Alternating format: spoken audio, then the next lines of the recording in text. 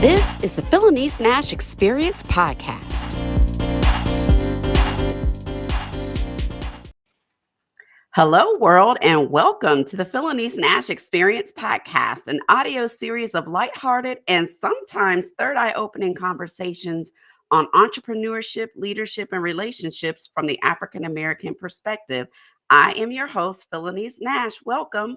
The entrepreneurship grind has consequences, and mental health tends to be an overlooked issue.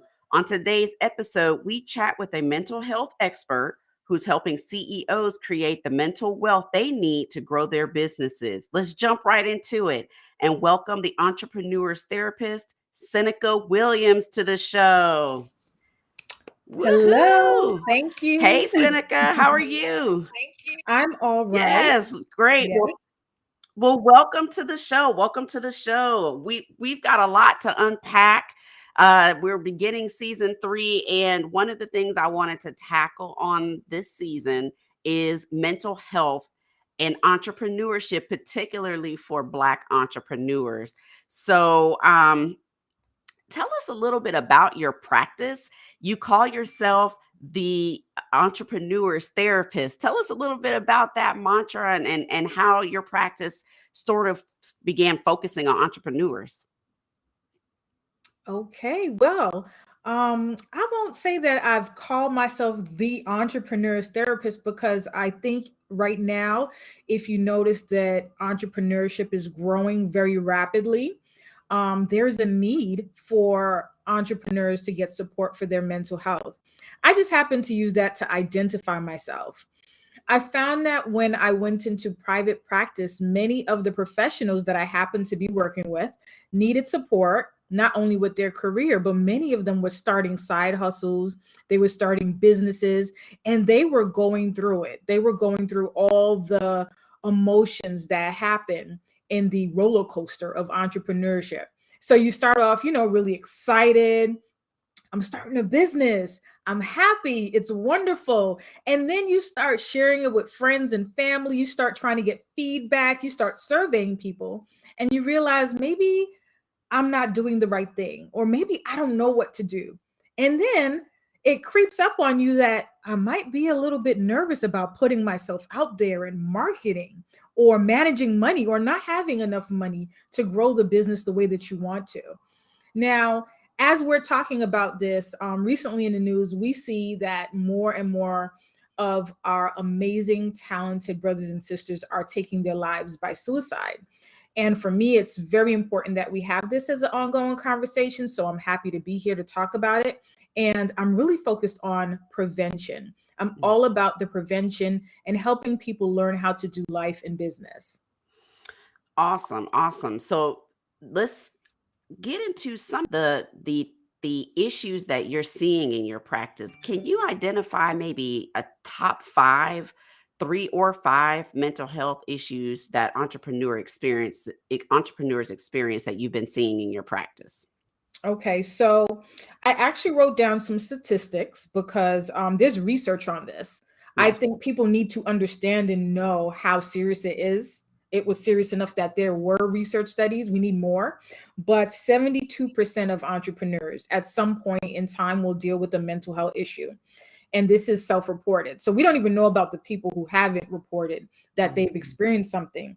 And when you break it down, 30% are dealing with depression, 29% ADHD, 12% substance abuse, and 11% bipolar disorder. Mm. Now, in my particular practice, what I notice that comes up is there is an identity shift initially. So there's this mindset shift of going from employee to entrepreneur. And some people don't realize how much of a shift it is from going from being told what to do and your boss telling you how much you're worth and how much they're going to pay you to having to figure out and navigate all this stuff yourself. That can be really scary and produce a lot of anxiety. So I see a lot of anxiety from entrepreneurs. I also see workaholism. I see entrepreneurs trying to overcompensate for all the things they don't know because, as an entrepreneur, you're wearing all the hats. You are the receptionist, you're the office manager, you're the marketing manager, the social media manager. You are everything. So now you're trying to overcompensate for the things that you didn't learn how to do or you didn't go to school for. And you're up at night working until the morning. And you're constantly working so much that you can't put down work. And now what's happening? Your relationships are failing. You feel mommy guilt. If you're a mom, I'm a mom, so I can understand that. Your romantic relationships, if you are married, you're realizing, wow, I'm not giving my spouse that much time, or I'm not engaged with my friends as I used to be. And then we sacrifice self-care. Usually that's the first thing that entrepreneurs are sacrificing, is their self-care, and then they end up feeling burnt out. They're burnt out, they're exhausted, and that's like a danger zone when you get into that space. So those are like the top things that come up. You mentioned substance abuse. And is alcohol usually the number one go-to, or are you seeing a trend towards other substances besides alcohol? It definitely is alcohol. That's major because that one is sneaky. It looks like, okay, well, I have like a glass or two of wine. Right. That's not a problem until it becomes half of a bottle or a whole bottle. People will report that they will drink a whole bottle of wine by themselves. And that's when it's abuse. A Right. glass of wine here and there is nothing. But when you realize, like, every single day I'm drinking wine, or I need alcohol, or your tolerance is going up, that's when it's an issue. But people are also taking like medication that's prescribed for them. Mm. They're taking things to help them concentrate or stay focused. They're taking medication. Sometimes they may be dealing with pain, trying to manage pain management or something like that. So they're abusing sometimes prescription medication as well. Do you find when someone is coming to you, a professional or an entrepreneur, is it are they at a progressive stage that now they have to work themselves back, or are you finding people are attempting to embrace the self-care movement and doing it as a preventative measure? In my personal private practice, it is preventative. Usually the people that I work with, they are not experiencing a severe mental health crisis. They would not be appropriate. I don't know if we talked about this, but my practice is 100% online. Hmm. So for online clients, you don't want to work with someone that is actively suicidal, having suicidal thoughts or a plan or an attempt. They would be more appropriate in a facility, an agency, or probably even going to the emergency room at that point, or even someone with severe substance abuse wouldn't be appropriate. So those who come to my practice, they're usually at that point of, I'm burnt out. I'm not functioning the way that I used to. I see something is wrong in the way that I am operating in my business, and I don't know how to fix it anymore. I was able to fix it. I was able to deal with everything, but I'm realizing I'm at that edge of going to the other side where I won't be able to handle it, and I'm going to get help now. So I would say they have high functioning anxiety. Mm. Some of them may experience depression, but it's depression where they're still able to get work done. They just know that I'm really tired all the time. I'm extremely fatigued, or I'm having a hard time feeling engaged with anything. I kind of feel spaced out. I don't feel like I'm really enjoying my success anymore. I don't feel like Mhm. I'm enjoying the things that I used to. That's what usually comes up with the clients I see. That's very good to know. So a lot, most of all of your clients are then telehealth clients, then, except for the ones that are local to you. I see people 100% online. I started my That's private awesome. practice online in 2015. I love working with people online. So when the pandemic hit, they're Right, like, "Oh yeah, she was already online." So, right, right. yeah. I haven't seen people in an office. It's been years since I've seen people in the office. So yeah, I'm 100% online, and my clients are in Florida, and I'm also licensed in New York. So tell me a little bit about uh uh what it's like when you're offering telehealth services. What should clients expect when they're working with you? What's your approach? with working with entrepreneurs in your practice? So my approach when they come in is they are the expert of their life and their business, and we collaborate on their treatment. I think it's really important that we help people to understand how to do this on their own. So I Yes. don't want anyone to be dependent on me or on therapy. So I use cognitive behavioral therapy, which is a form of therapy which focuses on your thoughts, paying attention to ideas and thoughts and core beliefs that you might have developed from your childhood, from your environment, from your caretakers. And we also focus on behaviors. Some of our behaviors, we don't realize that those behaviors are hurting our mental health. The staying up all night, not setting boundaries, not being assertive, different things like that. So cognitive behavioral therapy is one of them. And also self-determination theory. It focuses very much on helping people feel more competent, also learning how to master skills. So I'm very big believer in strengths-based therapy more than anything. Now, there are some therapists that are psychoanalysts and they go back into the past and try to understand why people are the way that they are. But I'm more solution focused. And, we talk about how do you get to the next place? What's going on now? And how do you get to the next place that you want to be? Awesome. So, what are 5 things, if someone's watching this episode and listening, what are 5 things that they could do immediately to improve their mental health in addition to, seeking out therapy? What Mhm. are a few things that they could begin doing now and implementing in their daily routine? Okay. So the very first thing that you can do before you even start thinking about what do I do is admit that something needs to change. Mhm. Some people are so stuck on autopilot saying that I can do it, I can do it, I can do it. Just because you can do it doesn't mean you should do it.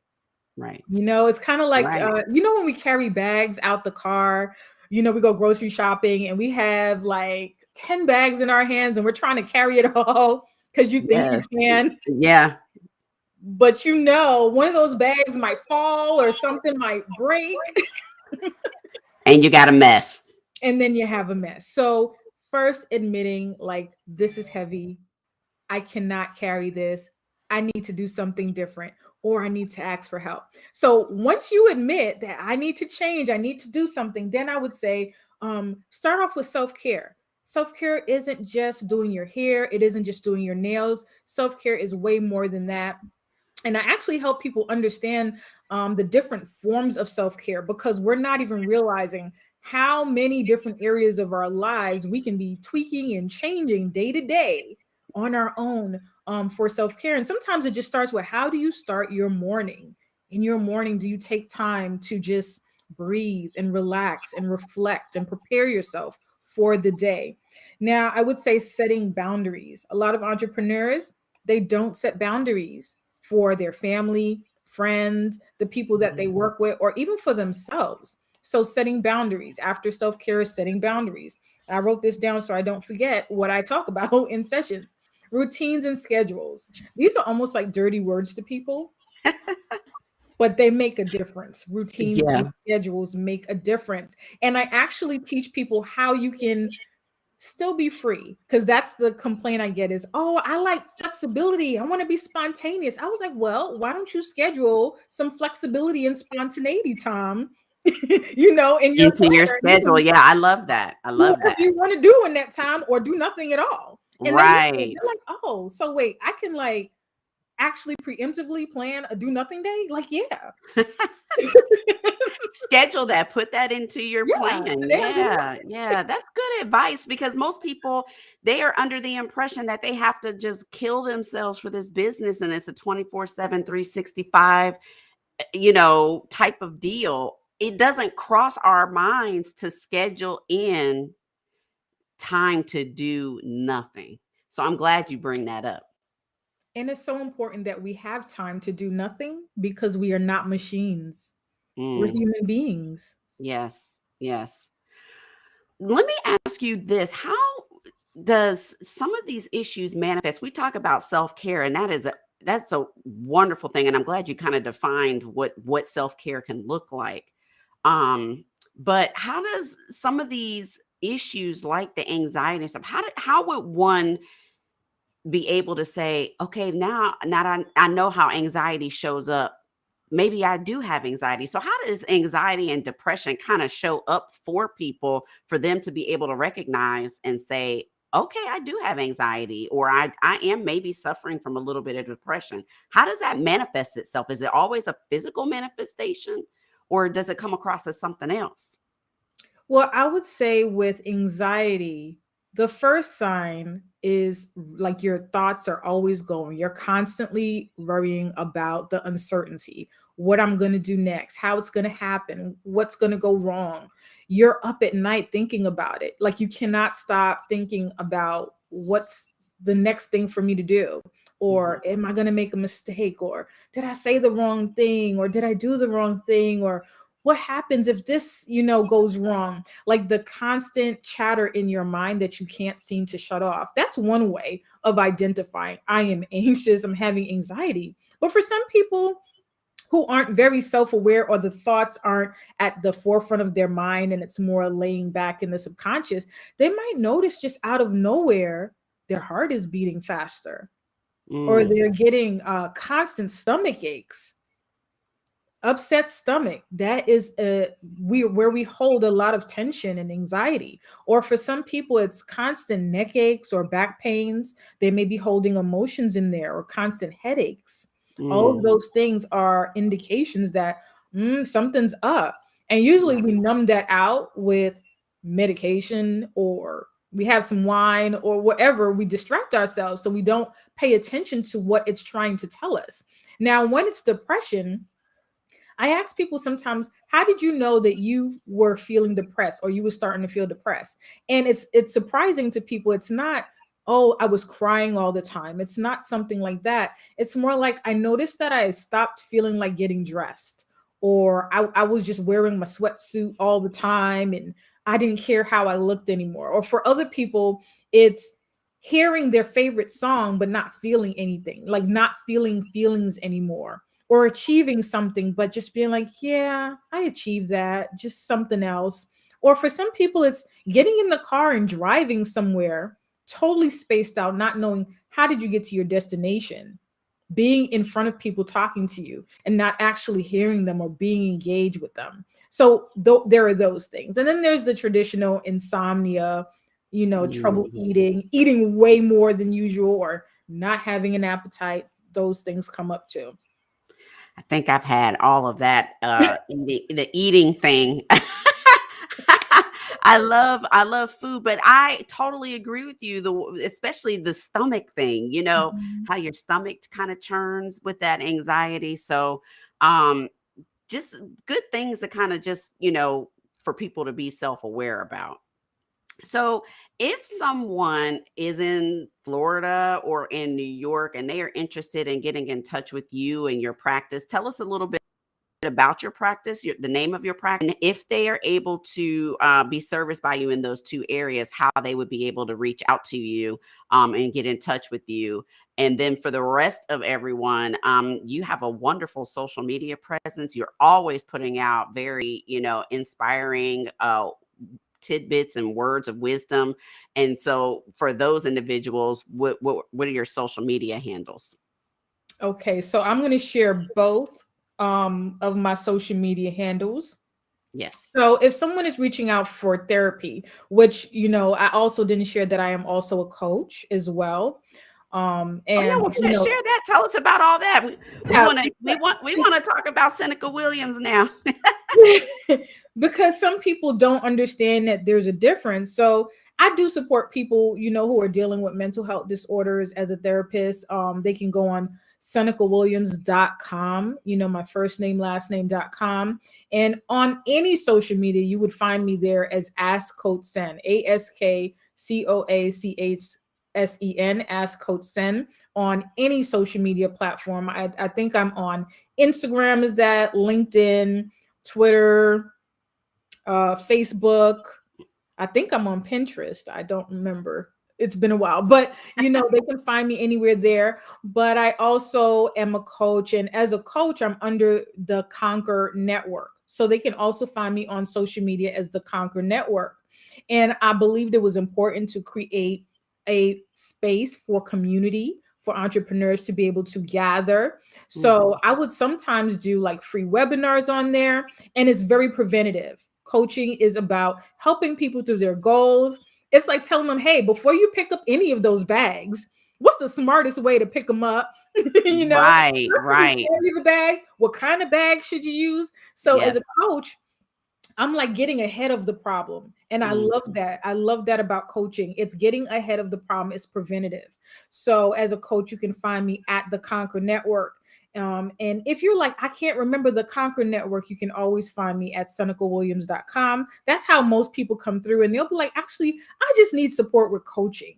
And then I'll direct them to the Conquer Network. And I coach individuals that way. I coach groups, and I also do speaking and facilitate workshops. I recently did a business boss brunch. Yeah, business boss brunch Mm. in West Palm Beach, where I spoke to a group of ladies about their businesses. And we talked a lot about business anxiety and business burnout and managing family and life and business and all that stuff. Awesome, awesome. Well, we posted your social media and your websites there, but we'll also post those in the chat as we, are talking through the podcast. And then these resources will also be in the show notes for the audience to refer back to. Um, do you have any upcoming podcast interviews or streaming sessions that people can tune in and watch, or any interviews coming up? Well, what I would say is tune into the Conquer Network. You can join the free group. I don't have a free group on any other platform but the conquernetwork.com. So they Mhm. can come in there for when I do free lives and be able to talk directly to me. Sometimes people just pop in there and they just start typing. It's a platform, a social platform that's away from everything else. So they feel safe to go in there and say, hey, I'm going through a difficult time. This is what's going on. I need a therapist. I may not be able to be your therapist because I'm not in your state, but I know a lot of therapists. And I could Yeah. probably point to someone, or I can point you to the directory or the program that can help you. So people will pop in there and say, I'm going through this in my business. I'm startup. Where do I begin? Who do I need to look to? What program do I need? Or can you help me? So I would say that's the best place to find me. And I also post if I'm going to be doing, any interviews, or if I have done any interviews, I will be posting it in there. Awesome, awesome. So everyone make sure you follow her so you can catch her either in a live discussion or catch her in a future event. Well, Seneca, I have had a wonderful time. We're getting close to wrapping up, but I just wanted you to just leave a final word of thought or a nugget of wisdom with my audience before we wrap up. If you want to go ahead and just give them a final thought. I have so many final thoughts right now because as we see in the news, we are losing people. We're losing very talented people, very strong people. And I want you to understand that it doesn't matter how strong you are or how successful you are, there is no shame in reaching out for support. Maybe you can't reach out to your friends or your family members or your colleagues because you're the person that everybody goes to, but you need someone to go to as well. And I would say just give it a chance, give it a try. You never know, it may not be a quick fix, but it is a safe space for you. If you are going through something right now and you don't know where to start, and you reach out to me, I will give you the information and the right direction to go to. So, my final thought is know that wherever you are, in your business, in your life, there is no time that you should be waiting to get support. Just get support ahead of time. Be preventative. Be preventative. That's a wonderful final thought. So, Seneca, thank you again for agreeing to be on the show. You dropped some really great nuggets of wisdom. Thank you so much. And I also want to thank my audience for being with us today, for tuning in to the Phylanice Nashe Experience podcast. You can find Seneca's social media handles, her links, and any resources that were chatted about in today's show in the show notes on my website, PhylaniceNasheExperience.com, or also at the YouTube channel, Phylanice Nashe Experience. Find the episode, click on the episode, and you'll find the show notes there as well. Make sure you subscribe, rate, and share the episode and the podcast on Apple Podcasts and on YouTube. And that's how you let me know that you like the show and what we're chatting about. Make sure you follow me on social media on Instagram, Facebook, and LinkedIn at Phylanice Nashe. And then finally, I just want to make sure that as a call to action that you either reach out to Seneca or to someone. Black entrepreneurs need to make sure that you have your own therapist and find ways to minimize the collateral damage that entrepreneurship can have on your mental health. And with that, I want everyone to stay safe, stay well, and I'll see you next time. Peace.